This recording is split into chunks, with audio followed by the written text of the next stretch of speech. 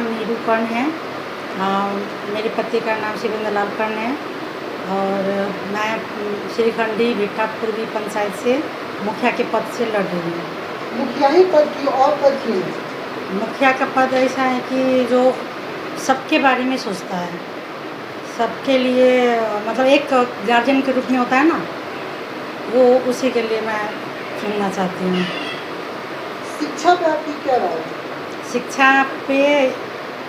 शिक्षा का तो कोई विकास ही नहीं है यहाँ पे, तो शिक्षा के लिए तो बहुत कुछ सोचना है। इससे पूर्व में जो यहाँ पे मुखिया थे वो इस पंचायत में शिक्षा के लिए क्या किए?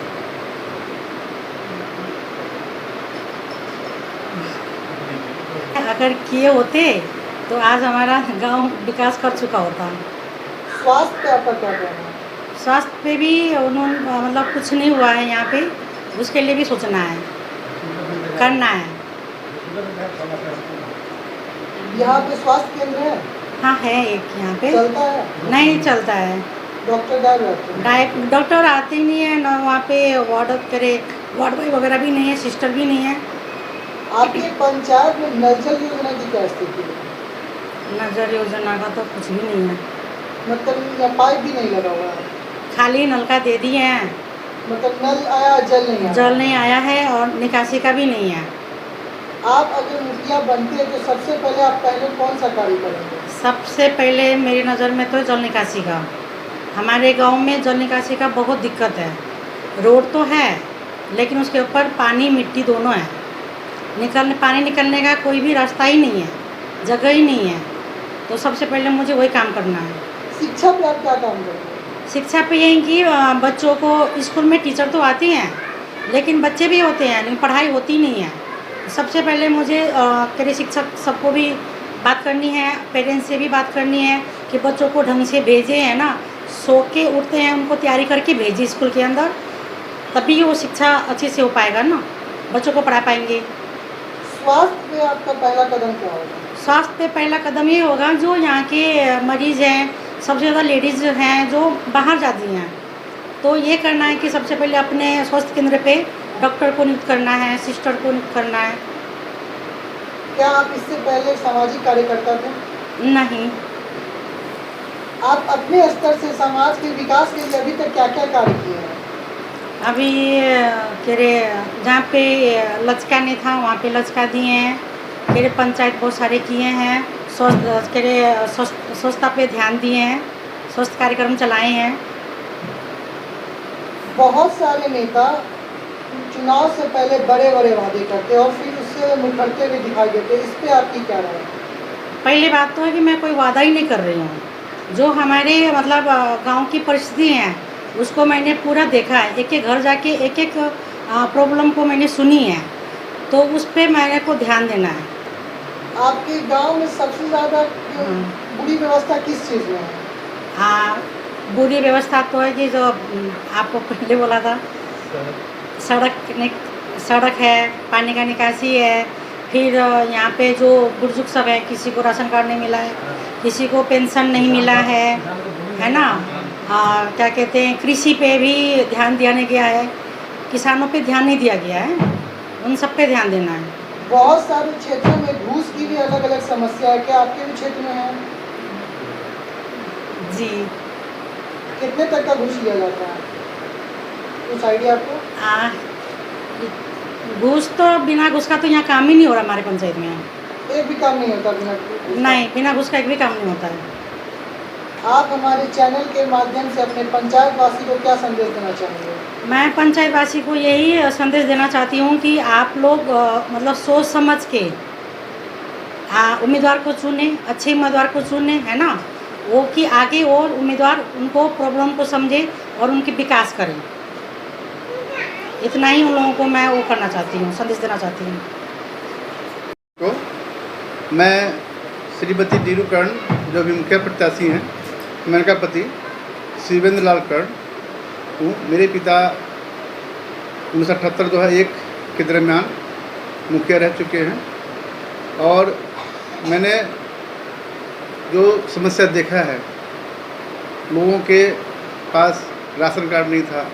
अभी पिछले लॉकडाउन में करीब 500 परिवार, गरीब परिवार जिन्हें राशन कार्ड उपलब्ध नहीं कराया गया था, उस सब के लिए हम लोग प्रतिबद्ध हैं।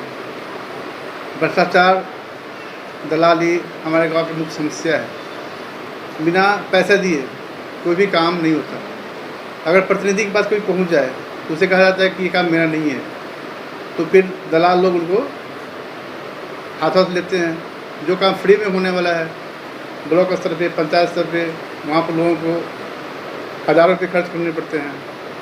कर्मचारी नियमित रूप से अपने ऑफिस में नहीं बैठते, जिसकी वजह से दाखिल खारिज कराना हो, रसीद कटवाना हो, उसमें भी बहुत सारे उनको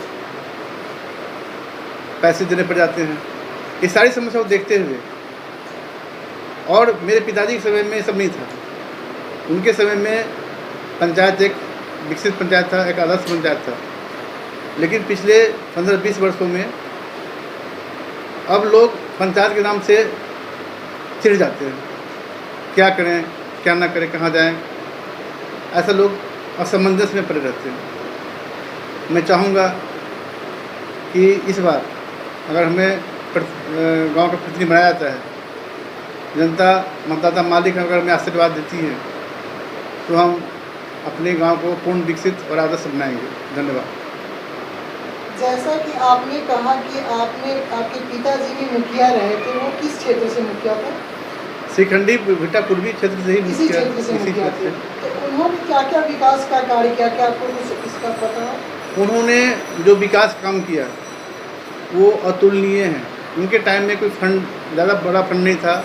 किसानों के लिए उन्होंने पूरे सरेह में नहर नाला खुदवाया था।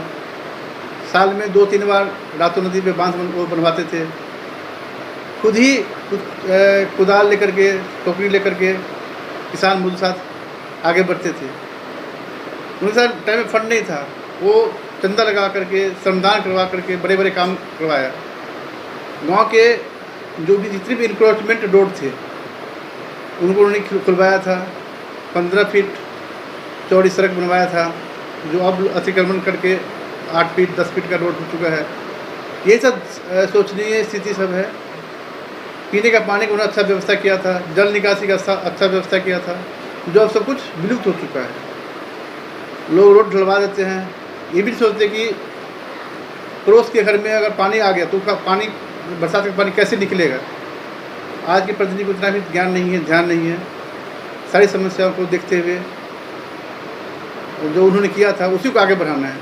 अब फिर से उन्हीं के आदर्शों पर चल के हमें अपने पंचायत को एक आदर्श और विकसित पंचायत बनाना है।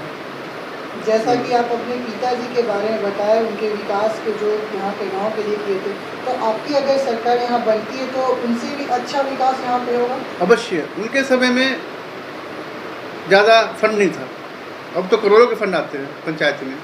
अगर उनको धरातल पर लेके लाया गया तो काफ़ी विकास हो सकता है और उनके किए हुए कार्य को आगे बढ़ाया जा सकता है। शिक्षा पे आपकी क्या राय है? शिक्षा पे तो मैं खुद ही एक शिक्षाविद हूँ। मैं प्रिंसिपल रह चुका हूँ और मेरा तो इस गांव में देखता हूँ कि छोटे जो बच्चे को जो इधर खेल कूद रहते हैं, न उसके माँ बाप ध्यान देते हैं, न टीचर ध्यान देते हैं। स्कूल में पढ़ाई हो रही है, कुछ बच्चे बाहर खेल रहे होते हैं। ये सारी समस्याओं को देखते हुए हमने निर्णय लिया है कि शिक्षा पे बेहतर काम किया जा सकता है। 7वां-8वां बच्चा पढ़ आता है, उसे हिंदी सही से पढ़ने नहीं आता, गणित का सवाल सही से करने नहीं आता है। ये सब दयनीय स्थिति है हमारे गांव की। इस पर अभी तक हमारे जो वर्तमान या विगत प्रतिनिधि थे उन्होंने कोई खास ध्यान नहीं दिया। 1978-2001 के बीच ऐसी स्थिति नहीं थी। यहाँ अच्छी पढ़ाई होती थी, शिक्षक समय पाते थे, लेकिन अभी 20 सालों में ऐसा सब कुछ बदल चुका है। लोग टीचर्स बोलते हैं हमें मिड डे मील की में भूमिका अदा करना होता है, बच्चों को क्या पढ़ाएं हमारे पास। तो ये सब बहाने हैं। अगर प्रतिनिधि चाहें तो इतने सारे नौजवान, बेरोजगार नौजवान हैं, उनसे भी काम लिया जा सकता है। पंचायत में फंड क्रिएट करके उनको पंचायत की तरफ से सैलरी दी जा सकती है और उनको स्कूल में भेजा जा सकता है। लेकिन वर्तमान प्रतिनिधि या विगत जो प्रतिनिधि थे उन्होंने ऐसा कोई काम नहीं किया। अगर हमारी सरकार बनती है पंचायत में तो हम इस पर पूरा ध्यान देंगे और जो छोटे छोटे बच्चे हैं उनके स्वर्णिम भविष्य की हम कामना करते हैं और कल्पना करते हैं। धन्यवाद। क्या लगता है आपके क्षेत्र में जो इससे पहले भी मुखिया हैं उन्होंने शिक्षा पे क्या विकास किया है?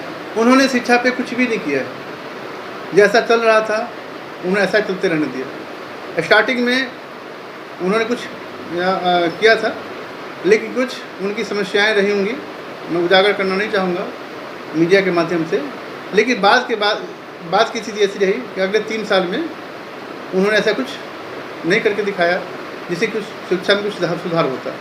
स्वास्थ्य पे आपका क्या कहना है? आपके क्षेत्र में जो भी स्वास्थ्य केंद्र है उस पर आपका क्या कहना है? हमारे गांव में, हमारे पंचायत में एक ही स्वास्थ्य केंद्र है, वो भी सही से सुचारू ढंग से चलता नहीं है।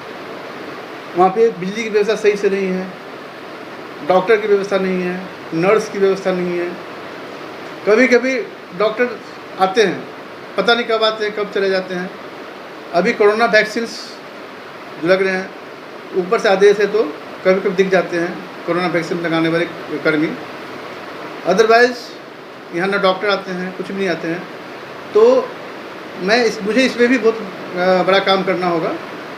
सबसे पहले डीएम से मिलके यहाँ के स्वास्थ्य व्यवस्था को सुधारना होगा। डॉक्टर्स, कम से कम 2 डॉक्टर्स नियमित रूप से यहाँ आएँ, नर्स उपलब्ध हों, ताकि माता बहनें को डिलीवरी के लिए अपने गांव से बाहर जाना ना पड़े। छोटे छोटे स्वास्थ्य एलिमेंट्स हों, बड़े समस्याएं हों, इसके लिए उनको अपने गांव से बाहर जाना ना पड़े। ये सब में देखना होगा, करना होगा।